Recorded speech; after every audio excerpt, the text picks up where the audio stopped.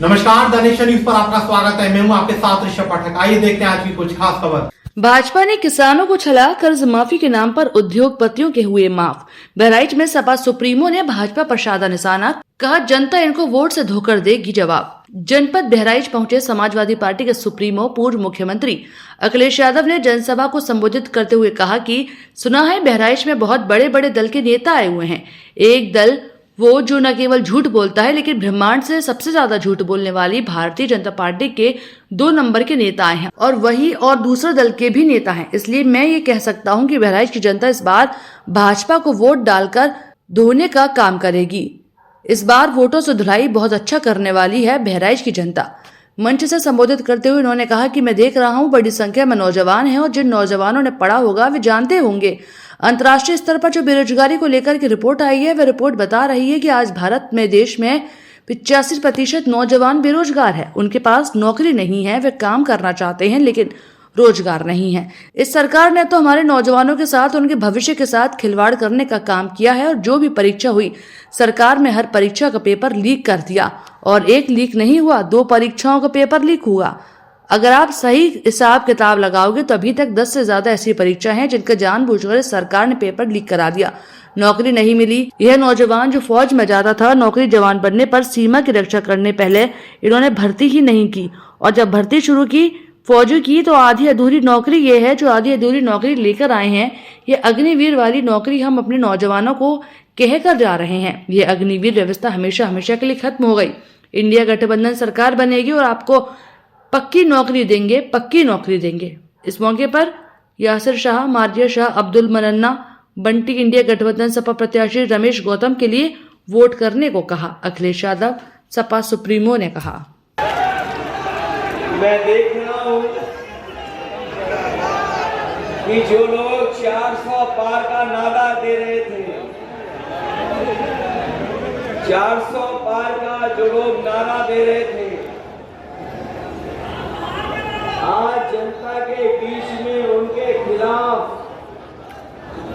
जो नाराजगी है और जिस तरीके से करोड़ों लोगों ने वोट डाल करके भारतीय जनता पार्टी को संदेश दिया है, वो जो 400 पार का नारा वो भूल चुके हैं। अब 400 पार नारा दे नहीं पा रहे, उनकी हिम्मत नहीं हो रही है कि वो 400 पार का नारा दे दें। वैसे तो ये सरकार बीजेपी अपने आप को डबल इंजन की सरकार बोलती है। जहां जाते हैं भारतीय जनता पार्टी के लोग उत्तर प्रदेश में, अक्सर हमने और आपने सुना होगा, वो ये कहते हैं कि डबल इंजन की अपनों के खिलाफ बुरा भला कह रहे हैं, पूरा और पैसे की बात कह रहे हैं। वही बहुजन पार्टी अपने परिवार के ही सदस्य के खिलाफ कार्रवाई कर रही है। एक तरफ तो वो लोग हैं जो संविधान बचाने की बात कर रहे हैं, तो उनके खिलाफ कार्रवाई हो रही है। और कौन नहीं जानता है कि इस बार उत्तर प्रदेश और देश की जनता ने मन बना लिया है कि कोई भी अपना वोट खराब नहीं करेंगे। मैं बीजेपी के लोगों से भी कहूंगा, जब वो अपने लोगों के खिलाफ बोल रहे हैं तो बीजेपी के लोग वोट खराब करें।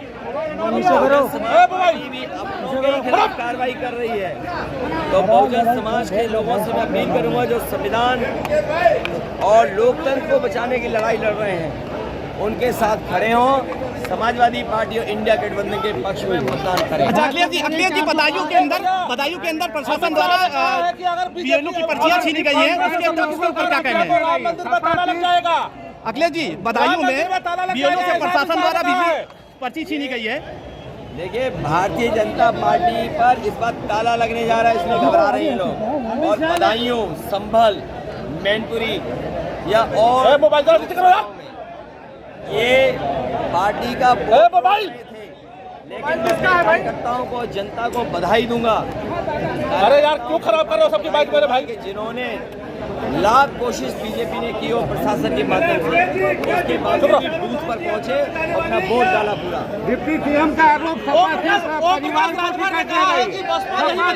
परिवार को टिकट दे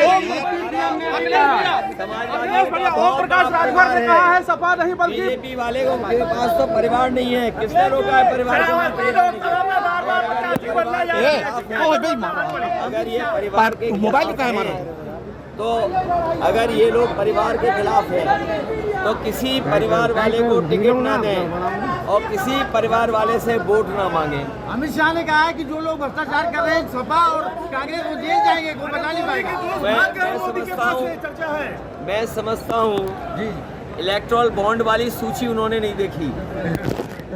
जिन्होंने इलेक्टोरल बॉन्ड में 1000 करोड़, 500 करोड़, 400 करोड़, और हद तो तब हो गई जो वैक्सीन लोगों की जान बचाती, उस वैक्सीन की कंपनी से ही पैसा ले लिया और वो वैक्सीन आज कह रही है कि हम वैक्सीन वापस ले लेंगे। अब बताओ जिसके वैक्सीन लग गई है ओम प्रकाश राजभर कह रहे हैं कि राम मंदिर पर गलत बयान दे रहे योगी ने कहा है। राम मंदिर पे गलत बयान, अखिलेश भैया ये लोग मंदिर को अनावश्यक बता रहे हैं। राम मंदिर पे अखिलेश भैया कोई खतरे में नहीं है। बीजेपी को जनता से खतरा है। वोट डाल के आए हैं, करोड़ों जनता वोट डाल रही है और जिन 60 लाख नौजवानों का इन्होंने नौकरी छीनी है, पुलिस भर्ती से लेके तमाम परीक्षाओं के पेपर रद्द हुए हैं, वो 60 लाख बच्चे, उनके माँ बाप जोड़ दो तो 3 गुणा 60 लाख 1 करोड़ 80 लाख, 1 करोड़ 80 लाख का भाग दे दो 80 लोकसभाओं में, तो बीजेपी का हर लोकसभा में 2,25,000 वोट कम हो गया। इसका जवाब है उनके पास। अग्निवीर का कोई जवाब है? ये हमारे खाकी वर्दी पहनने वाले लोग हैं, ये अगर आउटसोर्स पे हो जाएंगे, इनकी नौकरी 3 साल की हो जाएगी, तो ये वोट नहीं डालेंगे खिलाफ क्या? और ये लोग जो पूछते हैं, ये बताओ लेटरल एंट्री जब हुई थी, लेटरल एंट्री में ना आरक्षण दिया गया और लेटरल एंट्री विदेश से बुलाए गए, 3 साल नौकरी की, लुटाया और वो 3 साल बाद विदेश भाग गए। अभी तक तो हम सुनते थे उद्योगपति भागे। लेटरल एंट्री से जो अधिकारी बने थे वो भी तो वापस चले गए विदेश, क्या नहीं चले गए? क्या IAS में टेम्पररी नौकरी नहीं आ गई? 3 साल की नौकरी हो जाएगी तो क्या भविष्य है लोगों? मोदी के दोस्त भाग गए उनके पास से।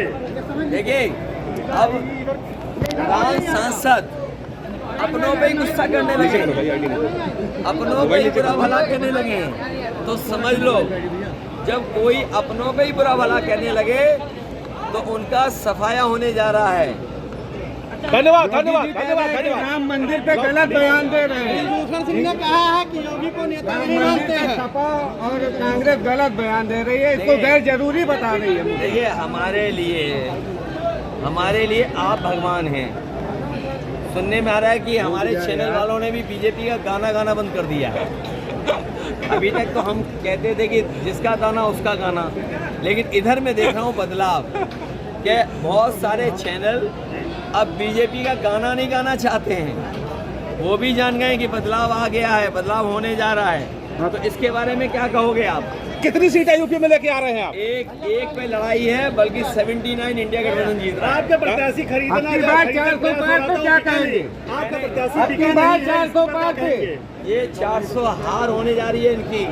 इसीलिए जो अहंकार का था नारा, जो नारा इसलिए था कि संविधान बदल देंगे, तो अब वो घबरा गए हैं। अब उनके यहाँ से 400 पार नहीं कह पा रहे हैं, इसीलिए देखा उनकी भाषा बदल गई, उनके शब्द बदल गए। इसलिए नौजवान, किसान और आम जनता इनको हटाने जा रही है। हम छोटी बड़ी खबरों को जानने के लिए जुड़े रहिए दानिश न्यूज़ पर, हरदम आपके साथ।